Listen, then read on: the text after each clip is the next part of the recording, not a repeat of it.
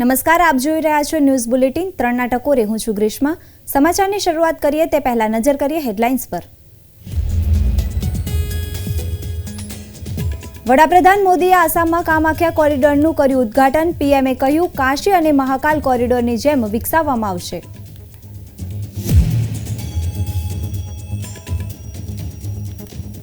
અમદાવાદના ચાંદખેડામાં સ્થાનિકોએ ધરણા કરી નોંધાવ્યો વિરોધ. કહ્યું, મત જોઈએ છે તો શાક માર્કેટ ઊભું થતું બંધ કરાવો.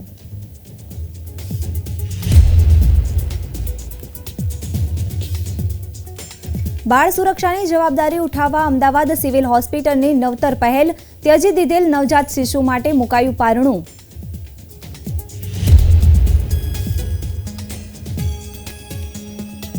માઉન્ટ એવરેસ્ટની ટોચ પરથી 360 અંશ કેમેરા વ્યૂ. પર્વતારોહીઓની ટીમે કેપ્ચર કર્યો અદ્ભુત નજારો.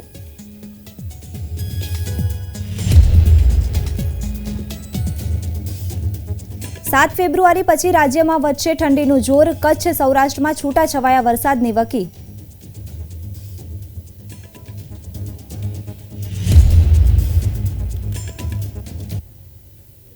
વિગતવાર સમાચાર જોઈએ ત્યારે અમદાવાદના ચાંદખેડામાં 12 સોસાયટીના રહીશોએ વિરોધ નોંધાવ્યો છે.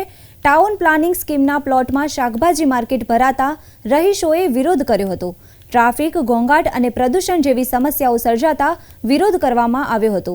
શાક માર્કેટ અન્યત્ર સ્થળે ખસેડવા માટે રહીશો દ્વારા ધરણા પ્રદર્શન કરવામાં આવ્યું હતું. સ્થાનિકો દ્વારા મ્યુનિસિપલ કમિશનર, પોલીસ કમિશનરને લેખિતમાં રજૂઆત કરવામાં આવી હતી. છતાં સમસ્યાનું કોઈ નિવારણ ન આવતા સ્થાનિકો રોષે ભરાયા હતા. સમસ્ત પાટીદાર સમાજના એકતાનું ધામ એવા સરદાર ધામનો ભૂમિપૂજન સમારોહ યોજાયો હતો.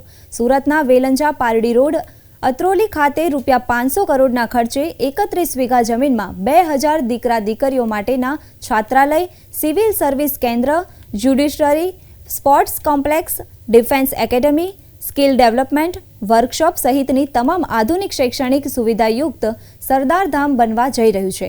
ત્યારે પ્રથમ ફેઝના સરદાર ધામનું ભૂમિપૂજન કરવામાં આવ્યું હતું. આ ભૂમિપૂજન સમારોહ કેન્દ્રીય આરોગ્ય મંત્રી મનસુખભાઈ માંડવિયા, કેન્દ્રીય પશુપાલન મત્સ્ય વિભાગના મંત્રી પુરુષોત્તમભાઈ રૂપાલા, ગૃહ રાજ્યમંત્રી હર્ષ સંઘવી, શિક્ષણ રાજ્યમંત્રી પ્રફુલભાઈ પાનશેરિયા, મુખ્ય દાતા જયંતિભાઈ બાબરિયા, સરદાર ધામના પ્રમુખ સેવક ગગજીભાઈ સુતરિયા અને અગ્રણી દાતાઓના હસ્તે શાસ્ત્રોક્ત વિધિ સાથે ભૂમિપૂજન સંપન્ન થયું હતું.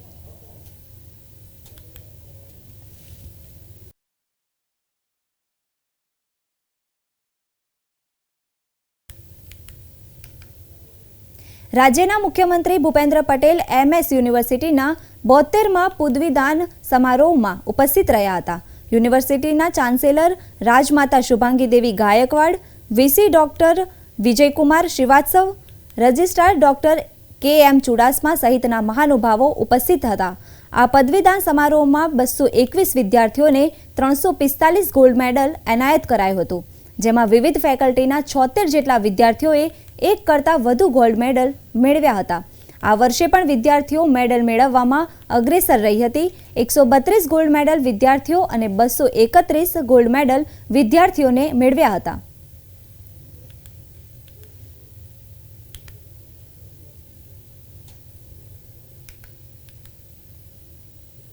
વડાપ્રધાન નરેન્દ્ર મોદી 2 દિવસીય આસામના પ્રવાસે છે.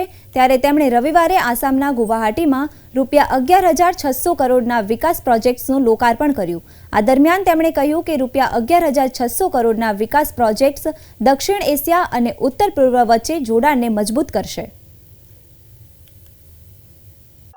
मुझे एक बार फिर मां कामाख्या के आशीर्वाद से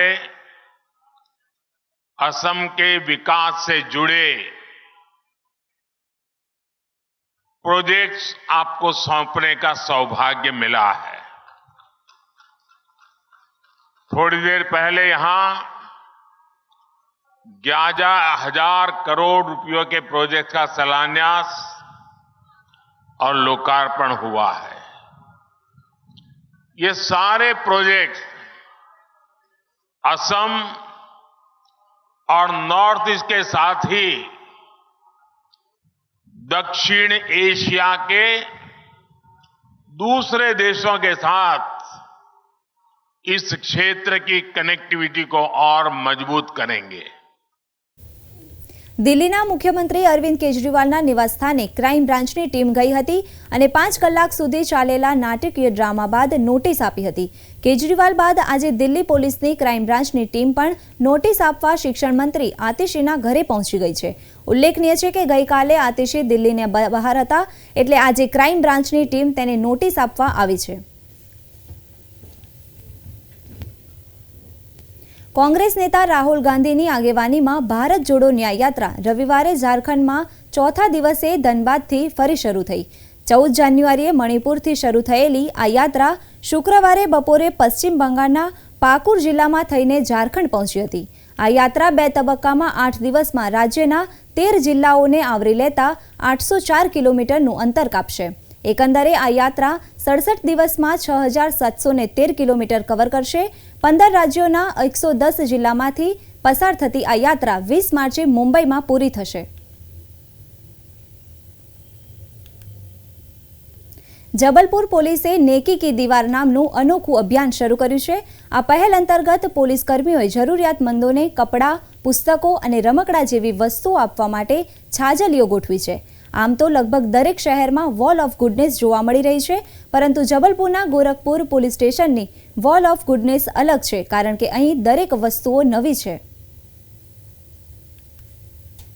अभी तक तो थाने में लोग अपने न्याय के लिए, अपनी समस्याओं के समाधान के लिए आते थे, तो थाने में उनकी समस्याओं का तो समाधान होगा ही, साथ ही जो महिला हैं, बच्चे हैं, कमज़ोर वर्ग के लोग हैं जिनकी बेसिक नीड है, कई बार उनके तन में कपड़े नहीं होते हैं, ठंड में ठठुरते रहते हैं, बहुत ठंड की वजह से वो कांपते हुए आते हैं, उनके पैरों में चप्पल नहीं होती है, ओढ़ने के लिए कंबल नहीं होता, स्वेटर नहीं होती, तो ऐसे ज़रूरतमंदों के लिए उनकी आवश्यकताओं की पूर्ति के लिए थाना प्रभारी एवं वरिष्ठ अधिकारियों द्वारा थाना गोरखपुर में नेकी की दीवार प्रारंभ की गई है. घर में यूज़ वाले कपड़े होते हैं वो नेकी की दीवार में किसी ज़रूरतमंद के फेंकने के अलावा उनको लगता है कि ये ज़रूरतमंद के काम आ जाए तो वो दे देते हैं.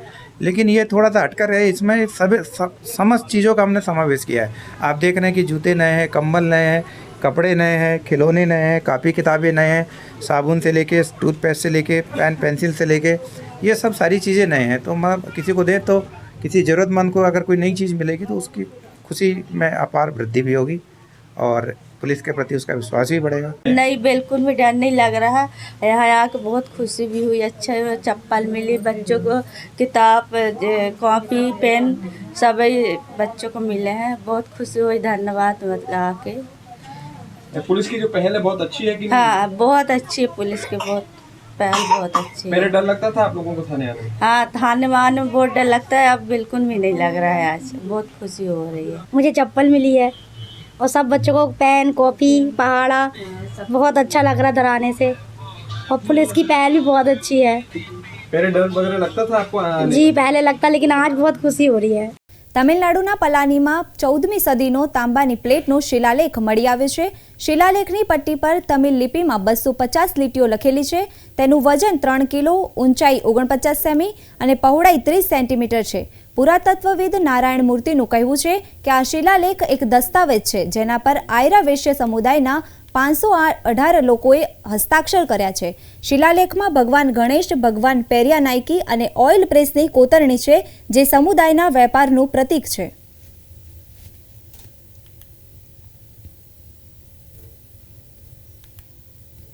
માઉન્ટ એવરેસ્ટ વિશ્વનો સૌથી ખૂબસૂરત અને સૌથી ઊંચો પર્વત શિખર છે. આ વિશ્વમાં એક જ એવું સ્થળ છે જ્યાંથી તમામ વસ્તુઓ નાની દેખાય છે.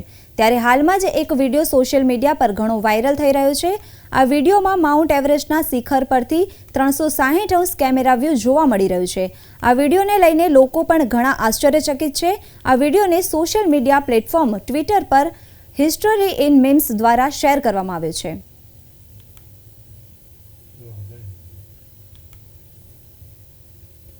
શ્રીનગર શહેર સહિત કાશ્મીર ખીણના ઘણા ભાગોમાં રવિવારે સવારે તાજી હિમવર્ષા જોવા મળી હતી. ભારે હિમવર્ષાને પગલે રસ્તાઓ બરફથી ઢંકાઈ જતા રસ્તાઓની સાફ સફાઈ કરવામાં આવી રહી છે. કાશ્મીર ખીણના અન્ય ભાગોમાં પણ ભારે હિમવર્ષાને કારણે સામાન્ય જનજીવન ખોરવાઈ ગયું છે. मैं कल ही से ये बर्फबारी हो रही है। मेरा अमला सारा ये स्नो क्लियर करते हैं हम, लेन्स बाई लेन्स करते हैं, मस्जिद घाट्स और राशन घाट्स और ATM और ये पोस्ट ऑफिस क्लियर कर रहे हैं और पटरे वटरे साफ कर रहे हैं। કાશ્મીરમાં શ્રીનગર સહિત કેટલાક ભાગોમાં તાજી હિમવર્ષા જોવા મળી હતી. હિમવર્ષાને પગલે ગુલમાર્ગમાં -10.6 ડિગ્રી તાપમાન નોંધાયું હતું.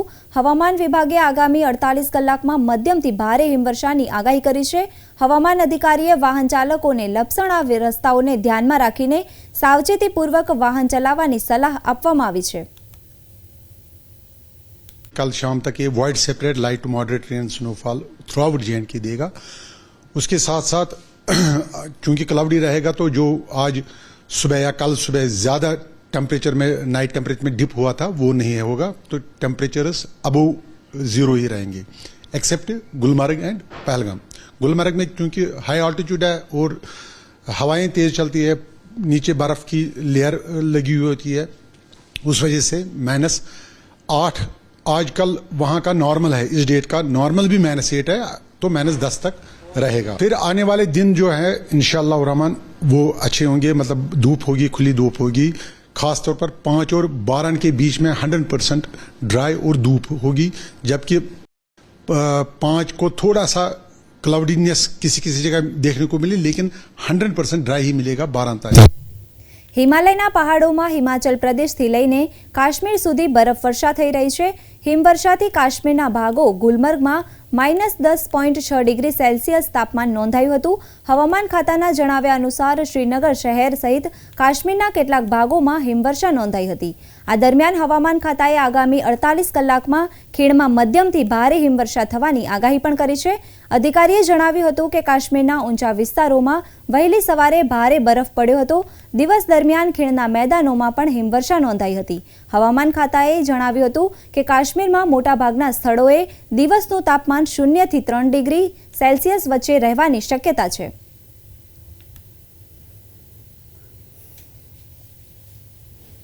ગુવાહાટીના IITના સંશોધક સત્યમે પાણીની સ્વચ્છતા પર દેખરેખ રાખવા માટે એક મશીન બનાવ્યું છે. આવો જોઈએ મશીનની વિશેષતાઓ. IIT ગુવાહાટી ખાતે બાયોસાયન્સ અને બાયોએન્જિનિયરિંગ વિભાગમાં PhD વિદ્યાર્થી સત્યમે પાણીની સ્વચ્છતા પર દેખરેખ રાખવા માટે એક મશીન બનાવ્યું છે. સસ્તી કિંમતનું મશીન ઇન્ટરનેટ ઓફ થિંગ્સ સાથે જોડાયેલ છે. આ મશીન માટે તેમણે IIT દિલ્હી ખાતે આયોજિત પ્રખ્યાત વિશ્વકર્મા એવોર્ડ 2023માં વોટર અને સેનિટેશન શ્રેણીમાં બેસ્ટ પ્રોડક્ટ ડિઝાઇન એવોર્ડ જીત્યો છે. This device consists of 6 critical water sensors, some of which are a GPS sensor, TDS, turbidity, dissolved oxygen, temperature and pressure sensor. So this device can be used in wastewater treatment plant, municipal setting, and to monitor river water like Ganga, which is a very relied upon river in the UP belt. અસરકારક અને વાપરવા માટે અનુકૂળ design એ આ મશીનની વિશેષતા છે. તે ખાસ કરીને ઓછા સંસાધનો ધરાવતા સ્થળો માટે યોગ્ય છે. The product which we are talking about, which has been designed by Satyam, is one of the objectives of an Indo-EU project which is sanctioned to us. This product is towards monitoring water health, and the end users could be individual consumers. It can be used for river monitoring, as well as it can be used by various industries for monitoring the discharge which they do at the various point sources. Satyam દ્વારા બનાવવામાં આવેલ machine real time data આપે છે, જેથી તે પર્યાવરણીય સંરક્ષણ માટે પણ મહત્વપૂર્ણ છે. બ્યુરો રિપોર્ટ, પ્રવેગ ન્યૂઝ.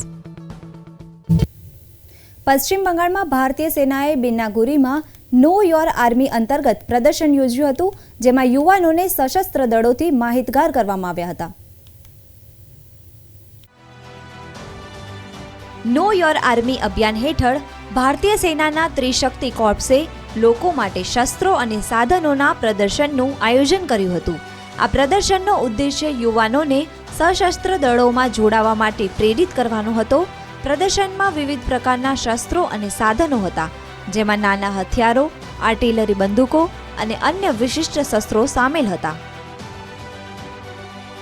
यहाँ पे गन देखा AK-47, फिर एक गन है 34 kg का, फिर ड्रोन देखा, ड्रोन भी है 1.5 किलोमीटर ऊपर जाता है रेंज, 15 किलोमीटर तक का रेंज है, वही सब देखा. फिर आगे टैंक भी है, ये तो आर्मी की तरफ से किया हुआ है. से बहुत ज़्यादा उत्साहित मिला, इससे हमें बहुत कुछ सीखने को मिलता है और इंडियन आर्मी क्या क्या कर रहा है हमारे लिए, क्या बना रहा है, वो सब देखने को मिलता है. આ 2 દિવસીય પ્રદર્શનમાં 1500થી વધુ વિદ્યાર્થીઓ અને લોકોએ ભાગ લીધો હતો. बहुत अच्छा लग रहा है और मैं थैंकफुल हूँ इन आर्मी के ऑफिसर्स के लिए जो 17 बाउंड्री डिव के लिए जिन्होंने हमें ये अवसर दिया और हमें अपने बच्चों को यहाँ लाकर ये आर्म्स एंड एम्यूनिशन दिखाए. इससे मुझे लगता है कि बच्चों को बहुत मोटिवेशन मिलेगा और हमारी नई पीढ़ी तैयार होगी, कुछ सीखेगी हमारे इन फौजियों से कि कैसे इन मशीनों को इनको हैंडल करते हैं. શસ્ત્રોના પ્રદર્શન ઉપરાંત વિદ્યાર્થીઓને માર્ગદર્શન આપવામાં આવ્યું હતું અને સશસ્ત્ર દળો તેમના માટે કારકિર્દીનો સારો વિકલ્પ કેવી રીતે બની શકે તે વિશે જણાવવામાં આવ્યું હતું. બ્યુરો રિપોર્ટ, પ્રવીગ ન્યૂઝ. છત્તીસગઢના બેમેત્રા ગામની મહિલાઓ આત્મનિર્ભર બની રહી છે. તેઓ કેળાના રેસામાંથી હેન્ડીક્રાફ્ટ વસ્તુઓ બનાવી સારી એવી કમાણી કરી રહી છે. છત્તીસગઢના બેમેત્રા જિલ્લાના રાખી ગૌથાણ ગામની મહિલાઓ કેળાના ફાઇબરની મદદથી આત્મનિર્ભર બની રહી છે. રાષ્ટ્રીય આજીવિકા મિશન હેઠળ પ્રશિક્ષિત આ મહિલાઓએ પ્રગતિ મહિલા ગ્રામ સંગઠન નામનું સ્વસહાય જૂથ બનાવ્યું છે. આ જૂથ કેળાના ઝાડમાંથી ફાઇબર કાઢે છે અને તેમાંથી હસ્તકલાની વસ્તુઓ બનાવે છે. बनाना फाइबर से हैंडीक्राफ्ट के आइटम बनाए जा रहे हैं. बनाना फाइबर मतलब केले का जो तना होता है उससे रेशा निकाला जाता है और रेशे को भी महिला समूह जो है वो गुजरात की कंपनी है, मुंबई की कंपनी है, उनको विक्रय करती है. उसके साथ साथ उस रेशे से हैंडीक्राफ्ट के आइटम्स तैयार कर रही है. કેળાના રેસામાંથી કાર્પેટ, ગુલદસ્તા, ફાઇલ ફોલ્ડર, જેકેટ્સ, ટોપી જેવી ઘણી વસ્તુઓ કેળાના રેસામાંથી બનાવવામાં આવે છે. આમાંથી મહિલાઓ સારી એવી કમાણી કરી રહી છે. જો કે મહિલાઓનું કહેવું છે કે તાજેતરમાં તેમના દ્વારા બનાવેલ સામાન પૂરેપૂરો વેચાયો નથી, જેના લીધે હાલમાં પૈસાના અભાવે તેમને મુશ્કેલીનો સામનો કરવો પડ્યો હતો. हमारे राखी गौठान में केला तना से रेसा निकाले के मशीन हाँ लगे हुए हैं, जेकर से हमन हाँ 28 महिला वहाँ रेसा निकाले के काम करथन. हमन अपन रेसा ला बेचा मतलब गुजरात बेचत रहे हन. अब हमन ला वो मार्केटिंग मिली से तब हमन गुजरात से कलकत्ता भी बेचे पकड़ ले. और बचत हमार जो रेसा बचते तेकर से हमन फाइल फोल्डर और दरी सिले के काम करथन, जेकर से हमार आमदनी हमन ला अभी हमारे 42,000 के रेसा बेचे हुए हैं. हमन हाँ 28 महिला मिल के ग्राम संगठन मिल के गठान में काम करथन और मैं केला रेशा तना से हमारा रेशा निकालथन. रेशा निकाले के बाद जो रेशा ला बेचथन हमन अभी कलकत्ता भी भेजे हैं. और जो वेस्ट बचते ते में हम कागज, पुट्ठा, फाइल फोल्डर भी बनाथन. और जो बारीक झिल्ली निकलते ओकर से हम दरी वरी भी बनाथन. और बैग है, हैंडीक्राफ्ट बैग है, फूलदान है, सब चीज़ बनाथन हमन. और में हमन ला मुनाफा भी मिले है 6 लाख मिली से. મહિલાઓની માંગ છે કે સરકારે તેમને બજાર ઉપલબ્ધ કરવું જોઈએ, જેથી કરીને તેઓ તેમનો સામાન યોગ્ય ભાવે વેચી શકે. બ્યુરો રિપોર્ટ, પ્રવેગ ટીવી.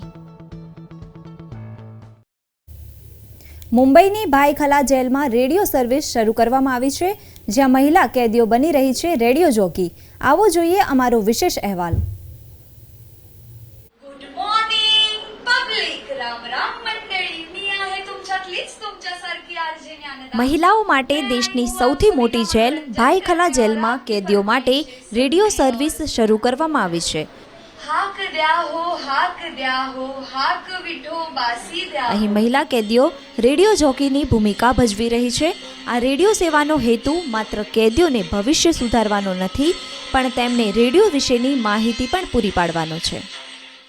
वहाँ पे हमने कैदियों के लिए जो उनका ही एक रेडियो जॉकी बनाया. तो अभी हम उसी महिला कैदी के साथ में दूसरे प्रिजनर्स को भी रेडी कर रहे हैं, उनको ट्रेन कर रहे हैं कि कैसे बात किया जाता है.